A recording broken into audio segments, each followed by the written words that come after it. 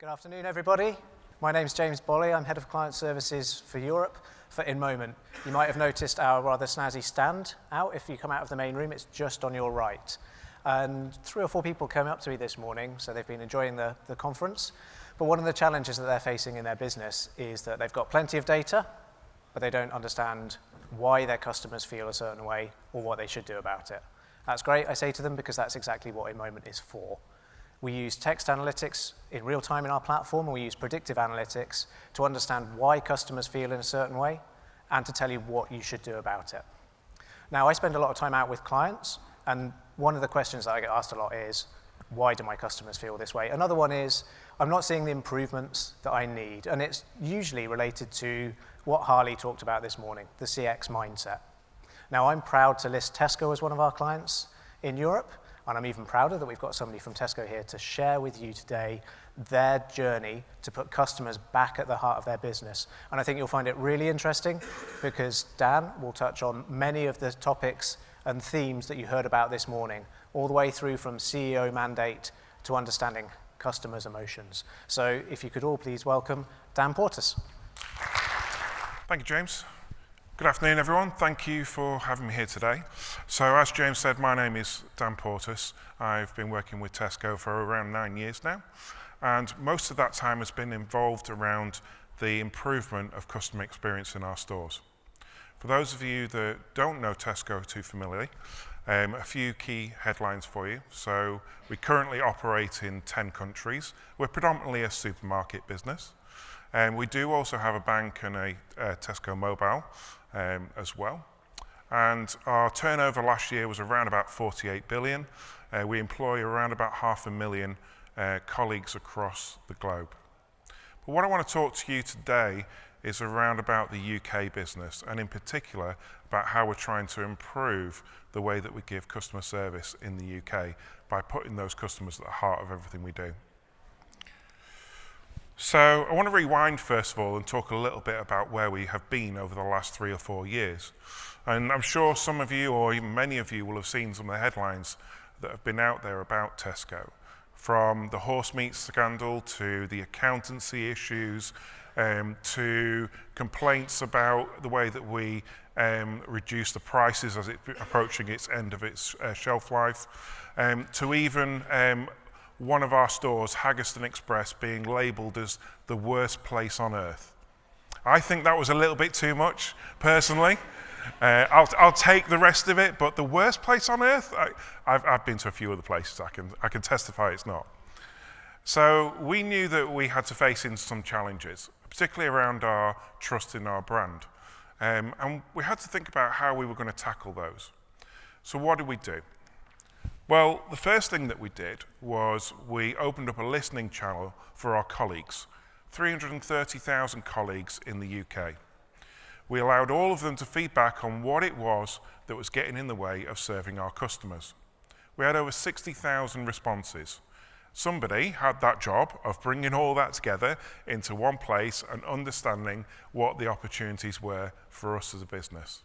Some of them were really, really easy. So we had some stores say that, do you know what, some of our cashiers, our checkouts, they don't even have a chair.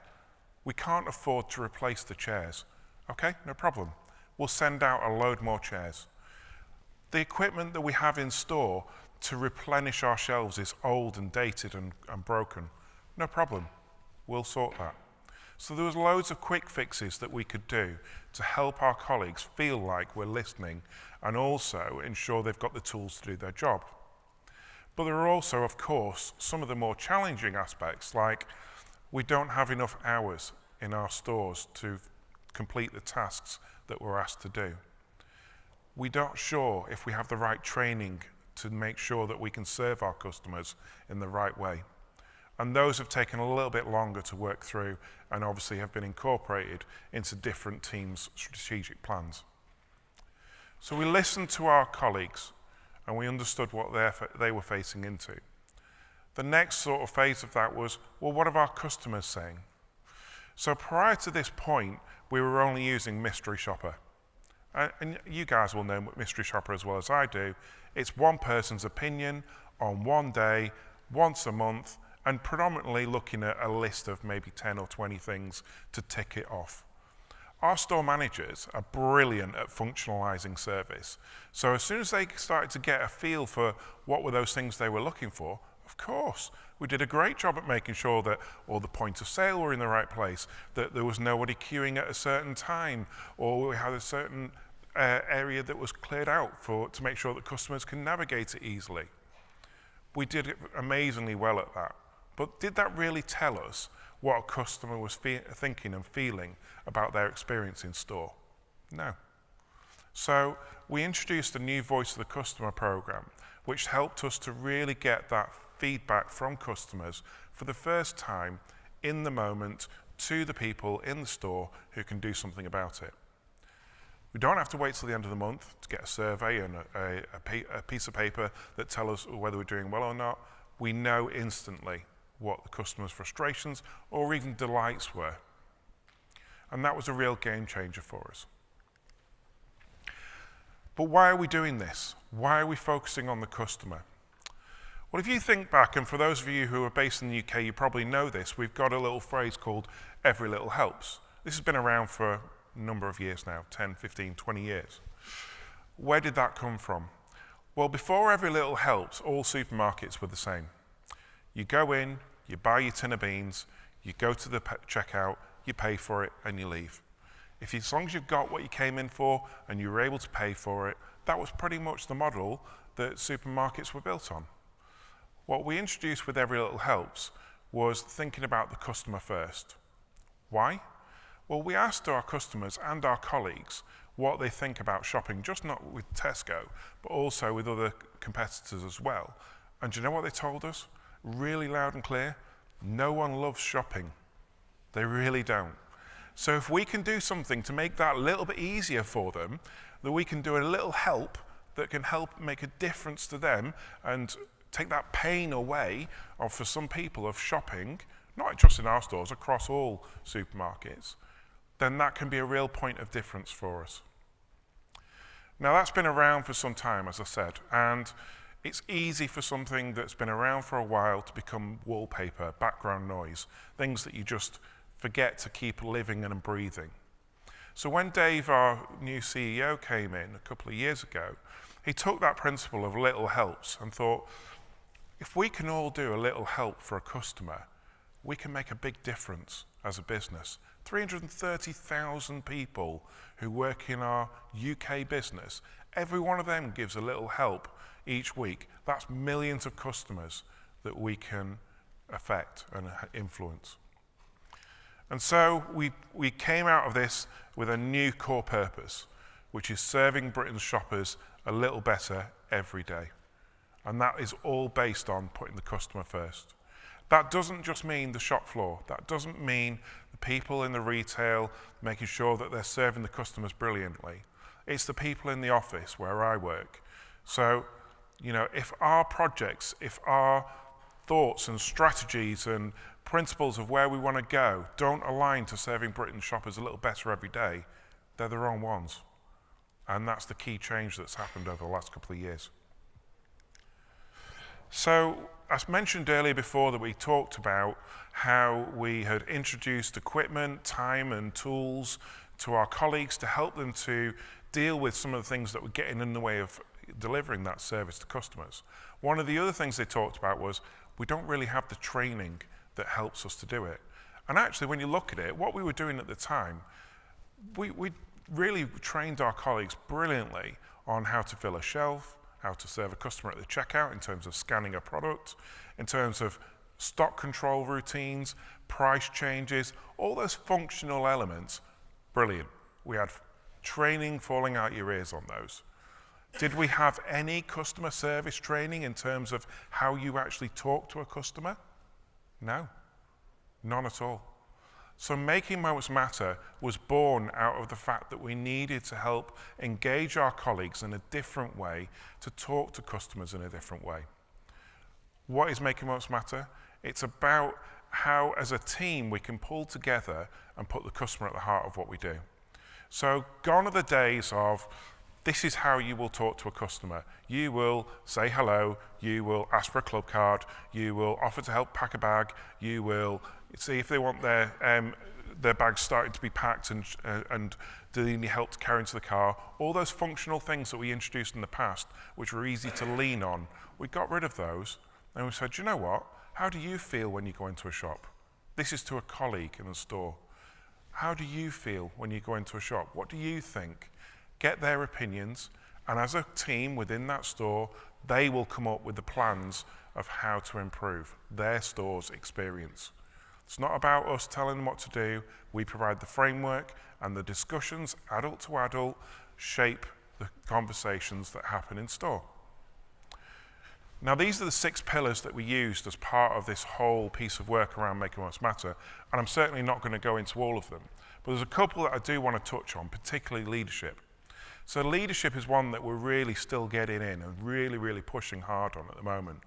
Because without leadership, and service leadership in particular, how can we ask our colleagues to deliver brilliant service if, as leaders, we're not doing the same? So we spent a lot of time with our store directors, our leadership teams, our store managers, and currently our sort of senior managers in store, talking about what service leadership really is. So for example, our store directors, when we first started on this journey, they were probably no different than any other large company in that they were predominantly white, male, middle-aged, decent income. Does that represent all our customers? Probably not. How can they relate to a single mum who lives in, the middle of London? They just can't necessarily. So what we did with the leadership program was we immersed our directors in that world. So do you know what we did? We got them to go and have dinner with that customer. Took them round to their house, left them there, and said, right, off you go, they're going to cook you dinner now. And they were a little bit, okay, what do we need to say to customers? What do we have to talk about? No. You just spend time with the customer and talk to them. Talk to them like you would someone that you meet down the street. So they spent that evening with the customers, learning, talking about their experiences and not necessarily just about Tesco, just generally. And then the following morning they went shopping with them as well. So they got the two worlds and experience from that sort of visit, and it was a real eye-opener for some of them to understand the challenges and the things that these customers are having to face into on a weekly basis just to keep afloat. The second one that I wanted to talk about was reward and recognition. And this is something that's been really accelerated by our Voice of the Customer program. So we get loads of recognition on our Voice of the Customer program. We get probably 100,000 every 2-3 months, something like that. Colleagues being mentioned for giving great service. Now, at first, we were a bit kind of, oh, what do we do with that? That seems so much. But actually, what we realized was it felt strange at first that we're recognizing people for giving great service. Because prior to that, all we did was give them a pat on the back. And usually that was for getting a great stack of beans, or making sure that somebody doesn't queue at the checkout, or perhaps making sure that we've dealt with a refund correctly at the customer service desk. So we've never really sort of celebrated and recognized the emotional side of things in terms of the way that we talk to customers. And this really pushed us to do that. I talked a second ago about service leadership and why we're sort of focusing on that, because without that, how can we expect our colleagues to follow? And this chart is one that we use quite a lot in our business at the moment. It's called the power of you. So we have 330,000 colleagues who work in the UK. We have thousands of suppliers. Between our suppliers, between our direct employees, we can directly touch nearly 1 in 4 people in the UK. So when we talk about an inside-out approach to the way that we're doing things at the moment, and you might hear Dave talking about that in some of his sort of press conferences, the reason we do that is because if we're not brand advocates ourselves, if we're not talking about and actually behaving in the way that we should be, well then a quarter of the population doesn't believe it because they don't see it and they don't feel it themselves. So we're trying to move away from this approach of We'll announce what we're going to do, and then potentially 6 months down the line, it might actually happen. What usually will happen now is we will do something, we'll make sure our colleagues are really up and engaged about it, and then we'll tell you about it as well. So a real inside-out approach. I really love this phrase, from running shops to serving people. So this encapsulates where we are as a business. Operationally, we're pretty good. We've got fantastic store ordering service systems. We've got a brilliant .com service. We've got amazing sort of functional checkout service in terms of, making sure we've got queue management. But that's running shops. What we've forgotten about is the emotional side of serving people. Now, in terms of that, I'm not just talking about the customers, I'm also talking about the colleagues. Because actually, if we get it right for our colleagues and we look after them, then they'll be happier. And if they're happier, and this is no industry secret, they will absolutely give better service. They give better service, our customers will come back again. So we really want our leaders to think about how you move from being operational, running shops, to adding on top of that, because you can't forget those basics, the emotional side in terms of serving our colleagues and customers. And I think this video next will really help you to see the difference that we're starting to see in our colleagues.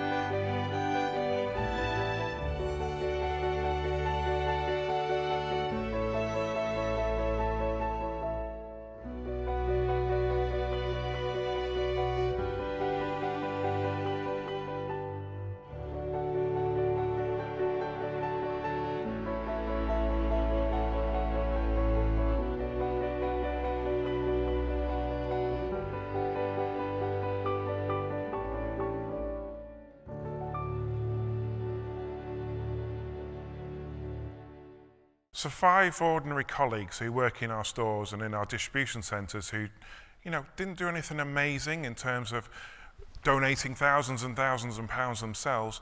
They just did something that they should do as a human being. They helped someone when they saw that they needed help. Look at Julian, who is a driver for one of our distribution centres. He stopped and helped this customer who had a flat tyre. Obviously, we don't know if that customer works for Tesco. We're not doing it for financial gain. We're doing it because it's the right thing to do. And actually, if I think back 3 or 4 years ago, would Julian have felt like he could do that? Or would we have been managing him so tightly on his KPIs of delivery turnaround and making sure it was delivered on time that he couldn't actually think about that? Sarah, who went on her own lunch break and bought some milk for the customer who had run out and forgotten to order some. Would we have expected her to do that? No. Did she do it because we empowered her to do that? Yes, absolutely.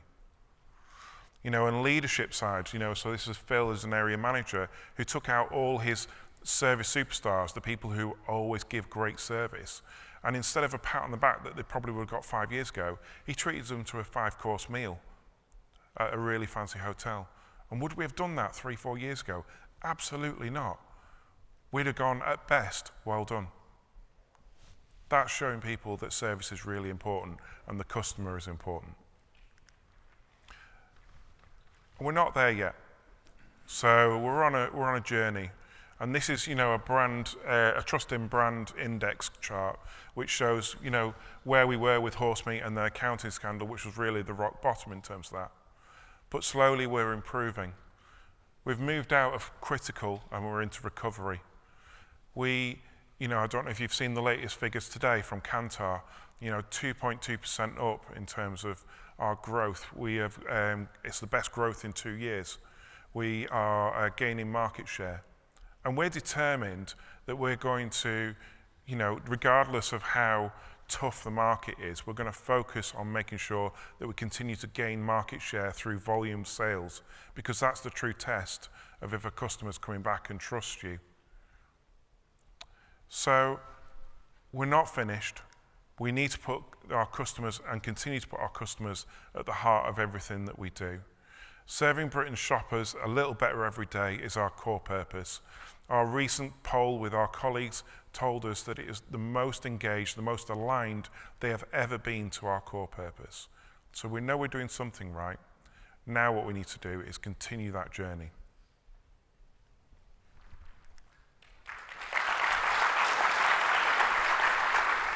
Thanks very much to Dan. We've got 5 or 6 minutes for questions, and if it's okay with everybody, I'd like to kick off, because we heard this morning about the power of the CEO mandate and how important that was. And you've mentioned Dave Lewis a couple of times. I wonder if you can just elaborate on that a little bit for everybody. Yeah. So Dave joined us, two and a half years ago, something like that. On his very first day in Tesco, we had a store manager conference in Birmingham. And the store managers were all out, all 2,000 odd of them. And Dave turned up to the office in Cheshunt and found out this store manager conference was on. And instead of putting his feet under the table, as you would expect any group CEO to do and get their head into what they're doing, what did he do? He got back into his car, drove up the M1 and got to that conference, appeared on stage with no expectation he was going to be there and said, "Hi, I'm Dave." And that was his introduction to Tesco. He really has made a difference, not just in terms of putting customers first, and we've talked through the sort of evolution of every little helps, but also by treating people like human beings, even in terms of the colleagues as well. And has that impacted on how decisions are made at head office? Yeah, I think so. I mean, one of the things that we do quite a lot, we talked briefly about our Voice of the Customer program, is previously, probably 3 or 4 years ago, if we were going to put something new into one of our stores or make a change, what would we ask? Is it better? Is it simpler? Is it cheaper? Does the person who's paid the most think it's the right thing to do? Those were the sort of 4 decisions that we would make before dropping something in or taking something out.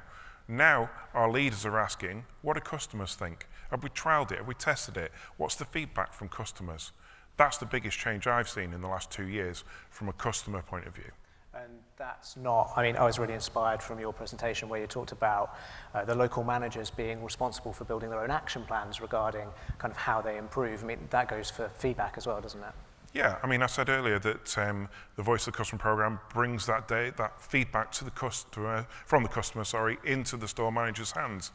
I was out in London a couple of months ago and I bumped into a store manager of one of our convenience stores. There's a guy called Jay, and he's about 7 foot tall. He's built like this. He looks like he should be guarding nightclubs in terms of his job. He's a lovely guy. And I said to him very carefully, what do you think about Customer Viewpoint, our program? What do you think? I was expecting him to say, it's a load of rubbish. I don't believe in that. I know how to run my shops. Do you know what he said? He said, I love it. Because what I can do, I can't be here 24/7. I can see that feedback when I come in after a couple of days off. And I can look at it and make a decision whether to do something about it. So if a customer has asked me to bring in a product, I don't say straight away, yes, of course I can. I go and look at my range and I decide if I've got enough gaps in terms of the overlap of what we can bring in. And then I make a decision. But that all starts with that feedback from the customer. But it flows through from the top. Everybody's empowered to listen to customer feedback. And it's not just the functional stuff about how quickly you get people through the tills. No. That's where we were. We were absolutely focused, our measure on customer was either mystery shopper or whether people queued. I mean, really, that's the breadth of our knowledge in terms of customer feedback. And now we've introduced this in, we really are, we're talking about how people felt when they come into the store. Did we make them feel welcome? Did we, treat them fairly? Did they leave feeling satisfied with their service? Would they recommend us to their friends? So we've really gone up the level in terms of what we take feedback on. That's fantastic, thank you. Are there any questions for Dan from the floor? We have a roving mic, so if anybody wants to ask a question, you put your hand up. Yes, please. Sorry, it would just be 1 second.